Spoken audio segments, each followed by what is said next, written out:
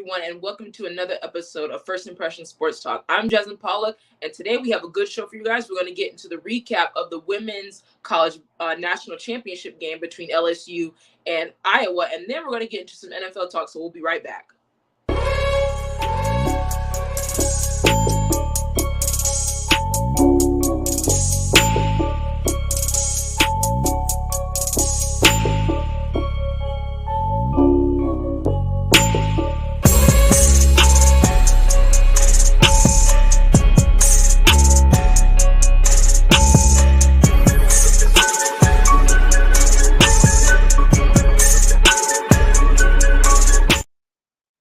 Welcome back to Jasmine's First Impression Sports Talk. And to kick the day off, we're going to talk about that Iowa versus LSU championship game. So let's bring in Jeremiah. Let's have a little conversation.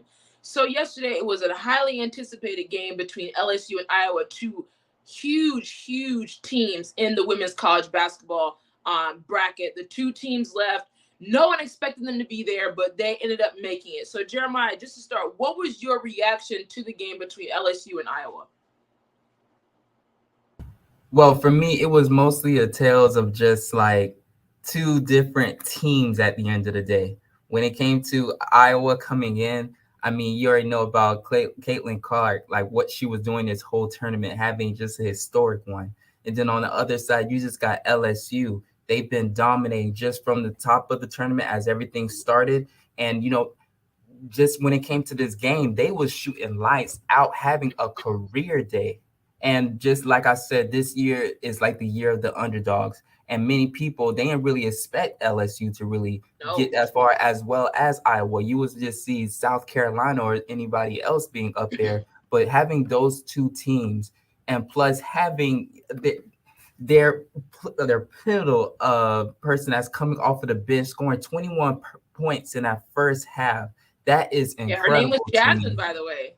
Yes, that was incredible, by the way. And one thing that Iowa could do, they couldn't do anything to stop that. They were shooting from all cylinders, and they were just on it all game. Even though they was triple teaming Caitlin, they were still shutting her down. Although you can get your 30 points, but nobody else is gonna do anything else because we got other people that's gonna do everything else on our team. And that was the whole difference just as a team. As we pointed out before, as we always said, if Iowa wants to win a championship, it has to be somebody else other than Caitlin. And that didn't really, come in at the end of the day. But shout out to both of these teams. They did incredible.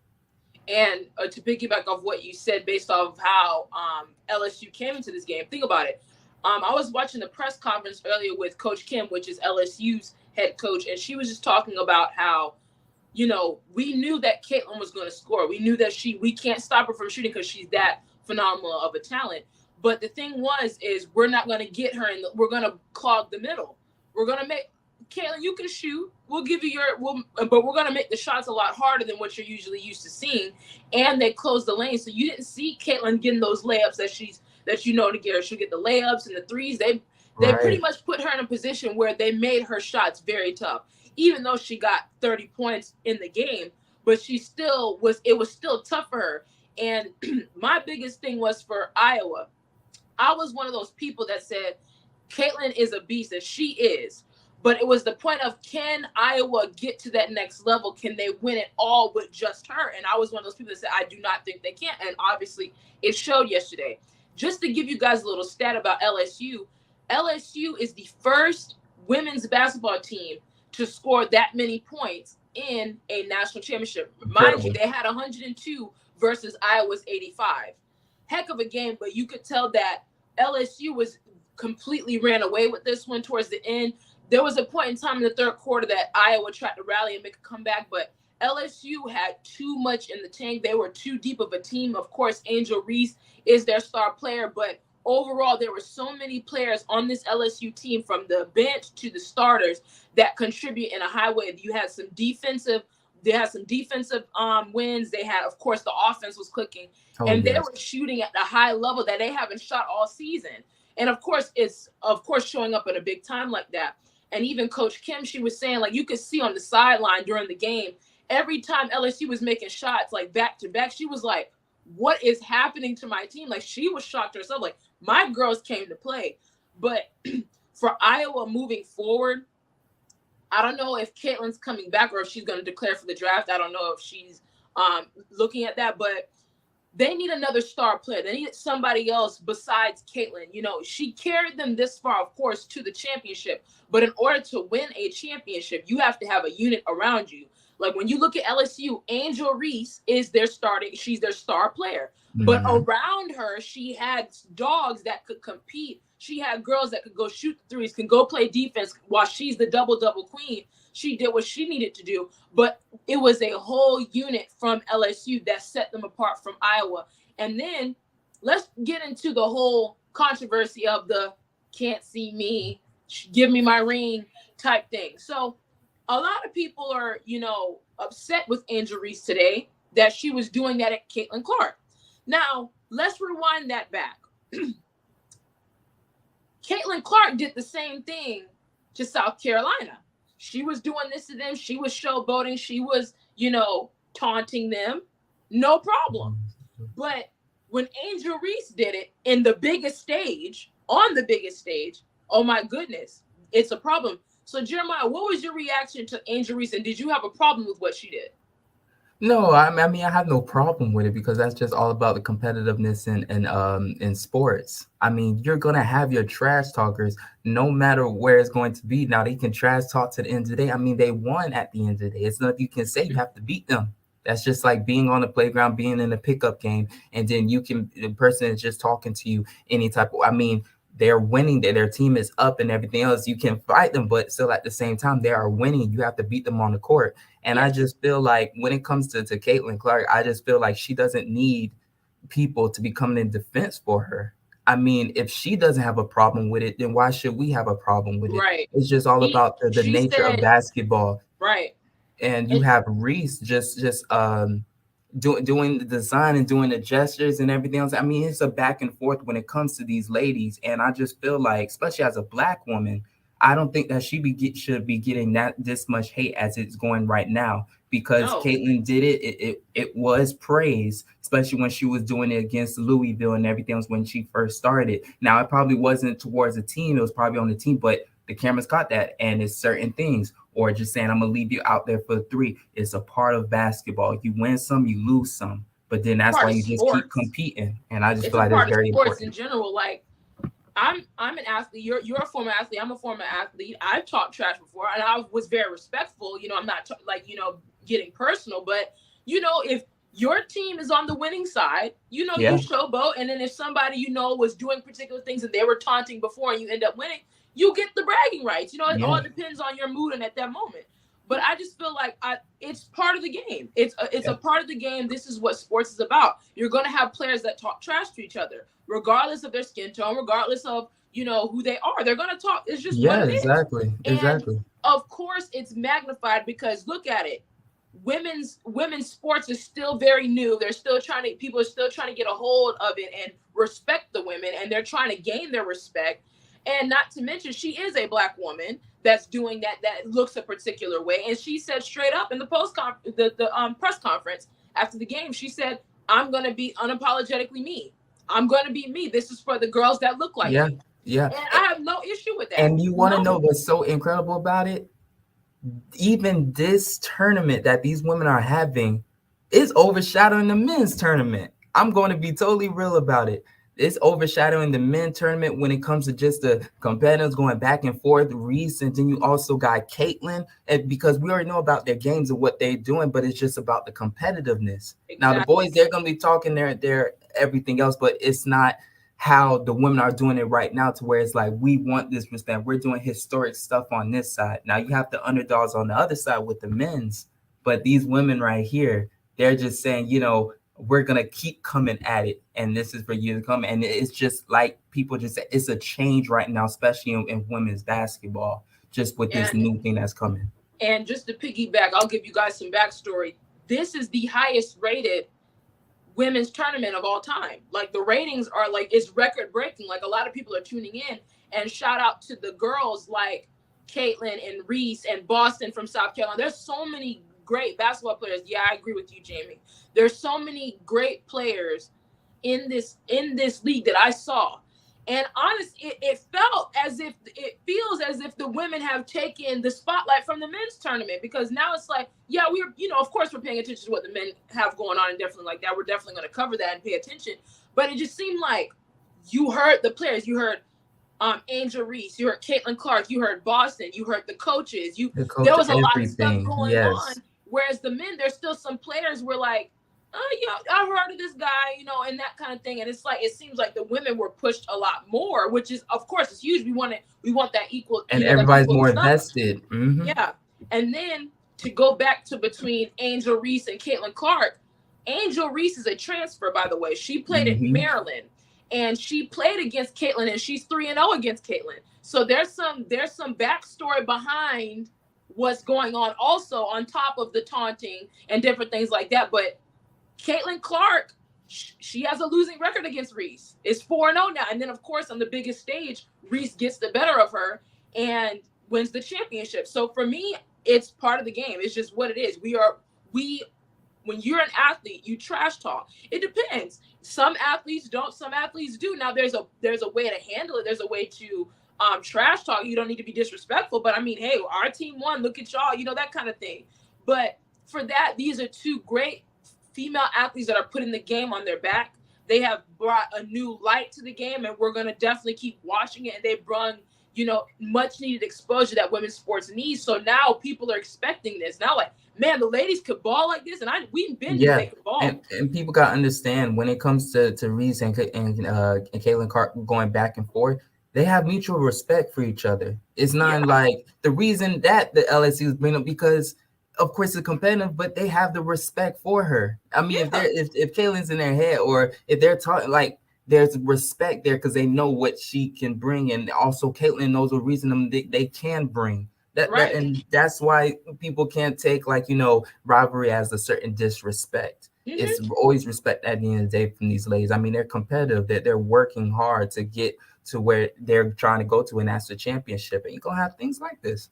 Yes, and even for Caitlin, this doesn't diminish what she is. She's a phenomenal talent.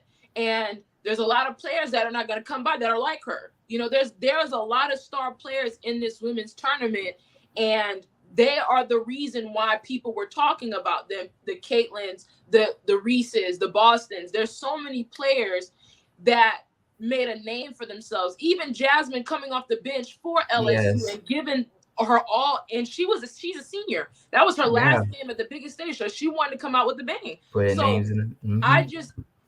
Caitlin, still shout out to you. She is still one of the dominant players in this league, probably the dominant player because of what she did and how she carried Iowa. But the better team was LSU.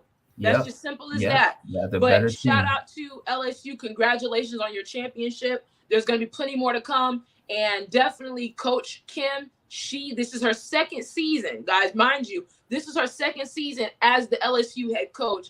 And she won them a ring, but she's already seasoned. She already has won a multitude of championships well before she got to LSU. She won at Baylor. She's a Hall of Fame. She's third, I think, all time in wins. So definitely having a coach like that for LSU and getting them to that point is very huge. And she won, and LSU, Louisiana's her home state. So it's very huge that she was able to win her second year in LSU. It was just a very emotional thing for her. But that wraps up this segment. When we come back, we're going to talk about some of the NFL moves so far and what we can expect for this upcoming NFL season. So we'll be right back.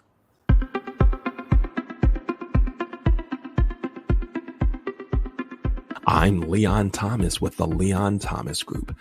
Podcast, virtual events, webinars, streaming shows, and so much more. We want to be your partner in all things virtual.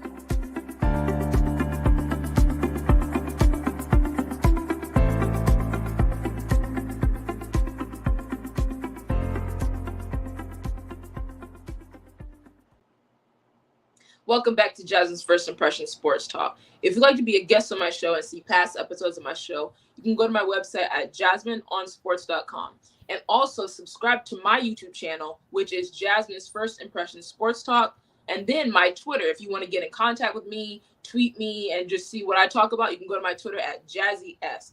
So let's get into the second segment, Jeremiah, the NFL. We're going to switch gears. We've been talking about basketball for quite a bit now because we're in basketball season and different Yes, things like yes. that. Mhm, But let's mhm. go to the NFL. We're in the off season.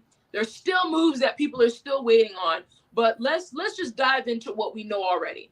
So I was having a conversation today in class with some of my classmates about Baker Mayfield and him being with the Bucs, and could this be his revival year or something like that. So Jeremiah, we look at this Bucs team and we know Tom Brady's retired. You know, Byron Leftwich, who was their offensive coordinator, he's fired, he's gone. What is your take on this Bucs team, being that they go get a Baker Mayfield, even though they have Kyle Trask, who they drafted from my Gators, you know? What is your take on this Bucs team, and how is this Bucs team going to look heading into this season? I can tell you not the same. I It's going to be totally different and marketed very differently than having Brady as they used to have, because you already know when they had Brady, even on Brady's terrible years, people would still say, I would never bet against Brady. But that's just how good. And going from him to Baker Mayfield, who has been hopping from team to team, but plus, not progressing. When it came to him with the Rams, okay, he had a small sparks, but it's not enough to call him QB1 at the end of the day.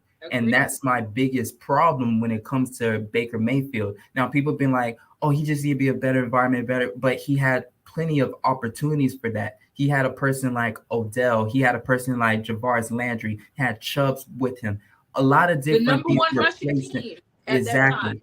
And a lot of things were placed in front of him for him to go to the next level, and still wasn't able to do that.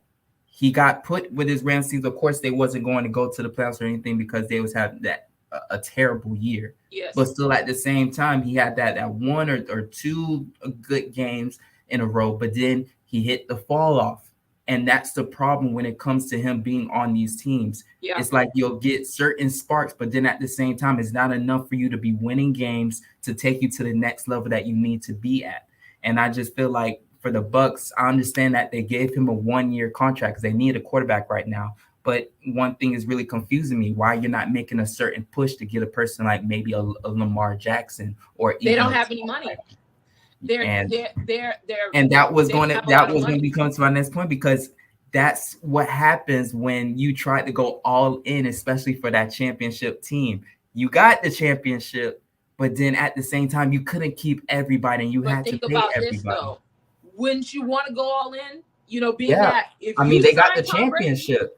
Brady, right. If you sign Tom Brady, of course they put all their money in this past 2 years, knowing that Brady is going to potentially retire. So if I'm the Bucs, you know, at the time, if I'm the Bucs, I'm going all in because they're trying to win right now. It wasn't. But thinking now about you're at the stage now that you're going to have to rebuild again. Yes. And right now, this is why. Now everyone knows I'm from the Tampa Bay area. I was born and raised here. Bucs, Rays, Lightning, all that stuff, right? This is the reason why I've never become a Bucs fan. If you might think, why are you not a Bucs fan? You're from the area, you know. But this is my thing.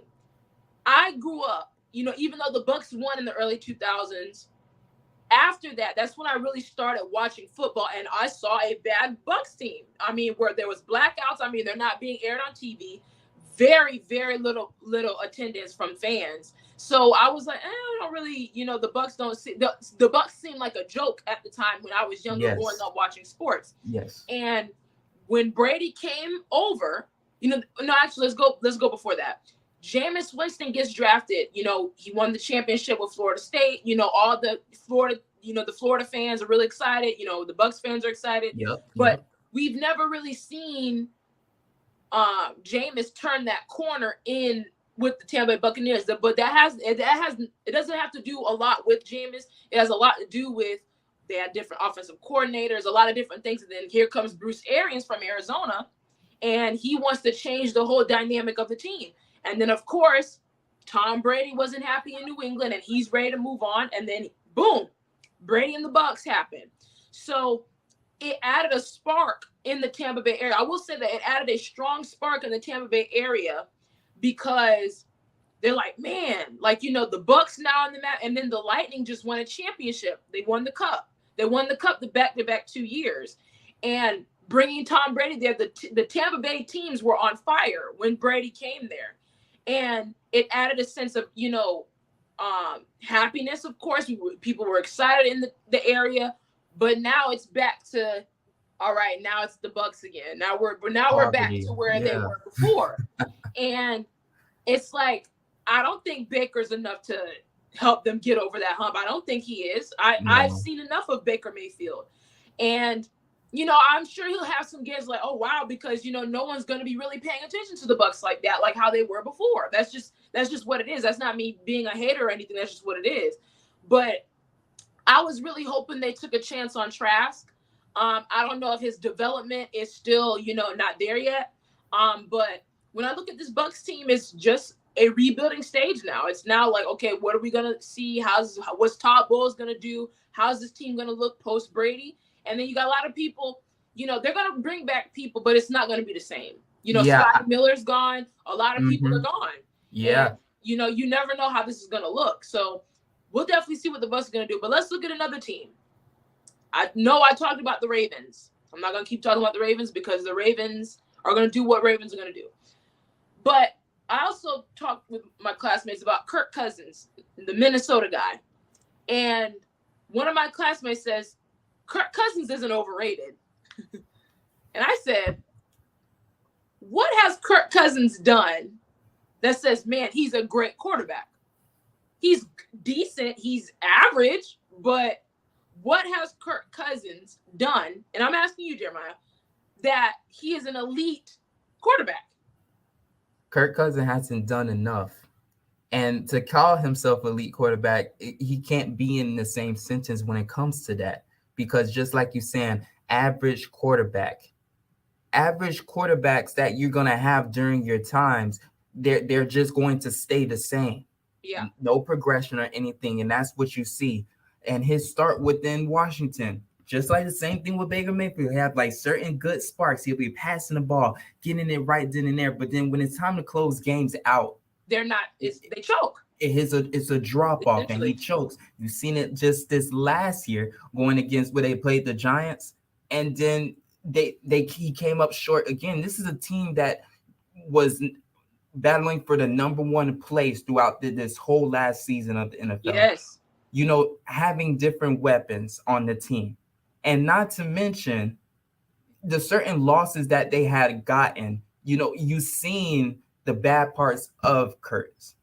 When it came to the loss that they had against the Packers, they got just annihilated through that whole game. I was shocked because everyone knows. Like, I'm gonna keep saying I'm a Packers fan, so I can't stand the Vikings. But my thing was, when I look, I'm gonna be realistic here. When you look at the Vikings offense, they have an offense to win. You have Dalvin Cook in the backfield. You had Adam Thielen. Of course, you have that dude, Justin Jefferson, on the other side. They have people that they can do stuff with.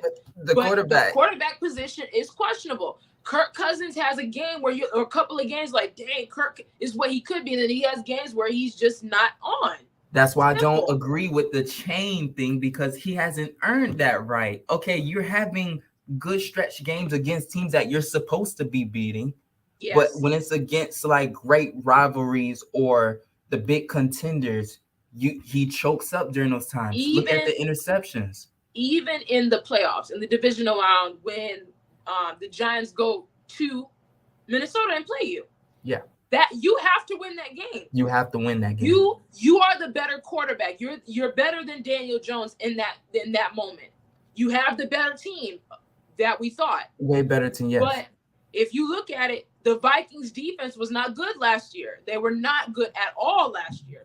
And they have phenomenal players on the team, and they let some people go this year. And now they have what's his name as defensive coordinator. Dolphins old coach. Oh, Brian Flores. Yes. He is now their defensive coordinator, which I think he's going to change the whole philosophy of that team. So it's a team to watch, but we all know it's the quarterback position. If you look at the league right now, we see a lot of star quarterbacks that are doing a lot of phenomenal things. It's all about your quarterback play. You can have a very good defense. You could have the best record, but if your quarterback does not show up in that moment, you're not going far. You're not You're going not going. far. That's Yes. why when you see the Chiefs, and I want you to listen, I want everyone to listen. The Chiefs for the past few years have never had the best team, but you know what they had? The best quarterback And the best coach. and the best coach. Yep. Tag team. Look at Literally, Philadelphia. if you look at it, let's talk about the Chiefs for a bit. Look at Patrick Mahomes. He went to 5 straight championship games, 5 straight championship in AFC championship games. Yes. His first Super Bowl, he plays against the 49ers. Tenacious defense, number 1 defense. I think they were the underdogs in that game, if I'm not mistaken. Yes, they were. But guess what they had? They had the better quarterback. They go in the second season, or the second Super Bowl. They play the Bucs. He played a better quarterback, which was Tom Brady at the time. But he was still playing lights out, of course. He made some plays. You're like, dang, Mahomes is making some plays, even with the depleted O-line. Then the third Super Bowl that just happened between them and the Eagles. Jalen played phenomenal. Now, there's some questionable calls we can talk about. But I think at that moment, the defense got outplayed. They really did. Yes, they did. They did. Jalen Hurts, you couldn't ask Jalen to play any better than what he did. He played a phenomenal game. The offense was clicking, but the defense could not stop anybody. They just could not stop anybody. The Chiefs for years, even with Mahomes, the Chiefs for years have had a semi-decent defense. They never had that lethal defense. Right. Their defense was their offense, and it still is until somebody's able to stop them. Mahomes has 2 rings now. But when we look at it, that's why I go back with Kirk Cousins. It's all about quarterback play. You have the Vikings have a team to compete. They have a team that can go out there and compete with other teams. It's that quarterback position. Look at Dallas. They have a team. They have a defense now. They have receivers. Quarterback play. Look at everything that's going on. It's about quarterback play. Look at the Jets. Jets had a heck of a season. But what was the thing? Quarterback play.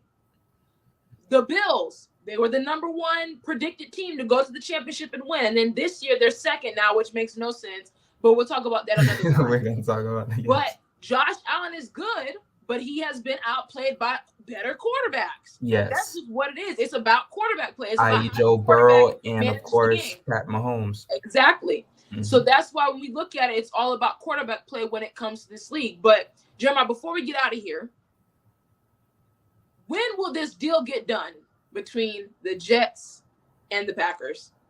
I'm predicting that the deal is going to be done probably right after the draft. Only because the only reason I say that is because I feel like for the Jets, they are putting certain things into place just in case if they need to make certain moves to make it for Green Bay to kind of get some leverage when it comes to the draft picks of certain times or anything like that. So they can both be on the same page because it's all about front office right now.